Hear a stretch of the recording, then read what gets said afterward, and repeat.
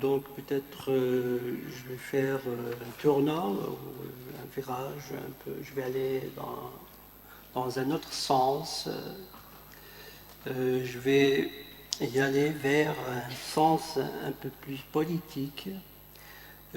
Si je donne le titre de mon intervention, c'est de la politique comme éthique ou de la politique à l'éthique. Le passage de la politique vers l'éthique. Avant de commencer, on devrait donner l'architecture de la pensée de Michel Foucault d'une façon générale. Michel Foucault, on peut pas, il y a trois Michel Foucault. Hein.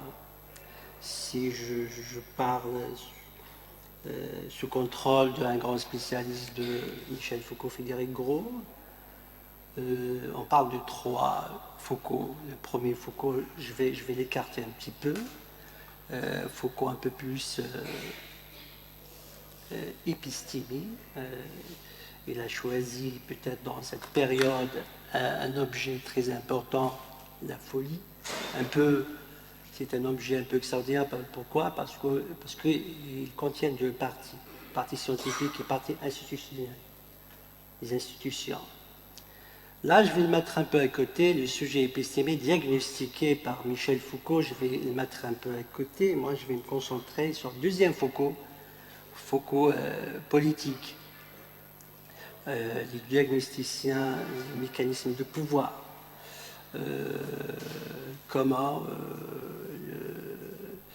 le pouvoir comme institution arrive à fabriquer un sujet normalisé à partir des processus de subjectivation, processus de normalisation à travers la prison, etc. C'est pas la peine d'entrer dans les détails. Et c'est à partir de la troisième Foucault éthique, il arrive à terminer son diagnostic. Le troisième Foucault, c'est un sujet éthique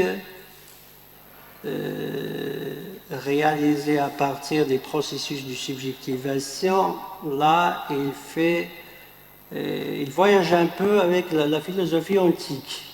Il va réactiver un concept très important, le concept de Socrate, le ceci du soir. Il va réactiver interprétation un peu plus politique. Ça, c'est le schéma général de la pensée de Michel Foucault pour vous mettre dans l'intervention, dans le schéma général. Je vais commencer donc. Merci.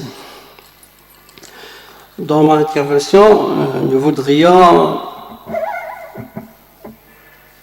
montrer que Foucault pense le suicide du soi des anciens en donnant bien sûr une interprétation moderne comme une stratégie.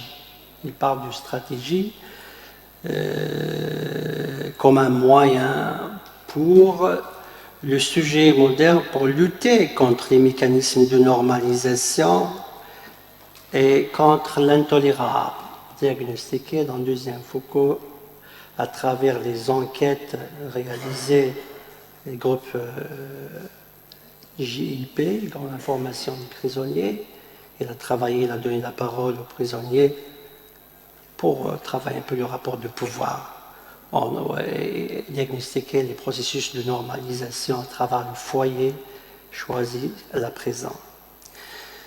Le thème du suicide du soi, c'est un thème réactivé par Michel Foucault. C'est pas son concept, c'est un concept ancien dans la philosophie antique. Ce concept suicide du soi est considéré comme forme de remède à l'assujettissement, une alternative possible, un acte de résistance. Vous le connaissez, Michel Foucault, c'est un gauchiste, c'est un homme de terrain. Michel Foucault, c'est un homme de terrain et donc il essaye de défendre le vulnérable. Un acte de résistance qui est posé en réaction à l'état de fait qui a été diagnostiqué.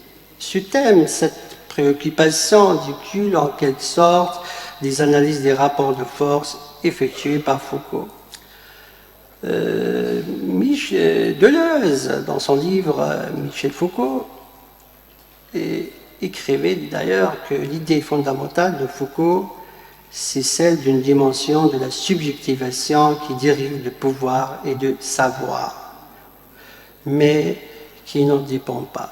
Ce qui nous rappelle que subjectivité chez l'auteur de l'archéologie du savoir, au Surveiller et Punir, n'est ni une origine, ni un fondement, ni même un principe. Là, il est en train de critiquer l'a priori historique. Là, il est en train de critiquer même le cogito cartésien, parce qu'il ne croit pas à l'origine, ni le fondement. Donc, une vérité comme expérience, là il parle de produire une expérience de la vérité à travers la folie, à travers la présence, le prisonnier, etc. On peut alors comprendre qu'une histoire de la subjectivité dépend, dérive d'une analyse des institutions ou des formations du savoir, car elle précède et pour une part constitue la conscience ou les types de conscience que les hommes prennent d'eux-mêmes. Donc le dernier Foucault, un peu plus éthique, ne peut pas être isolé des travaux plus politiques qui précèdent et de fait rendre possible l'exploration de nouveaux types de subjectivation. En d'autres termes, le dernier Foucault, caractérisé par l'aspect éthique, ne signifie pas qu'il a abandonné ses préoccupations politiques, c'est précisément parce qu'il reconnaissait que notre culture politique de la lutte entre la vie et la mort implique un mode particulier de relation politique, soit que la pratique de l'éthique a pris cette place centrale dans ses dernières œuvres. Il s'agit, comme il a dit lui-même, d'envisager la politique comme une éthique. Le diagnostic foucaldien élaboré dans les années 70, à travers les enquêtes réalisées par les groupes d'information des prisonniers, qui rend possible et compréhensible les dernières explorations de Foucault. Ce dernier cherche à diagnostiquer notre politique et notre subjectivité pour donner à sa philosophie une tâche politique qui consiste à remettre en question notre conception de la politique. Le pouvoir, là, il parle de pouvoir disciplinaire. Pouvoir disciplinaire, ça veut dire transformer l'ensemble des individus au corps docile. C'est ça le processus de disciplinarisation. Le pouvoir disciplinaire est un mécanisme qui impose à l'individu la norme, processus de normalisation. Le deuxième Foucault, la norme pour lui, c'est la loi. Ce que Foucault cherche à trouver par cette alternative de souci de soi et par la subjectivation éthique, c'est la singularité du sujet qui est résistant à la normalité. Dans cette singularité du sujet, à savoir, dans le rapport de soi à soi, intervient le problème de résistance évoqué par Foucault dans le cours au Collège de France intitulé « L'herméneutique du sujet ». Quand il dit « il n'y a pas d'autre point premier et ultime de résistance au pouvoir politique que dans le rapport de soi à soi ». Après, il va ajouter un concept très important dans le même contexte. Il va nous parler, à la fin de sa vie, il va nous parler de gouvernementalité. C'est un concept très important, à la fin de sa vie, très important chez Foucault. Dans le même livre, l'herméneutique du sujet.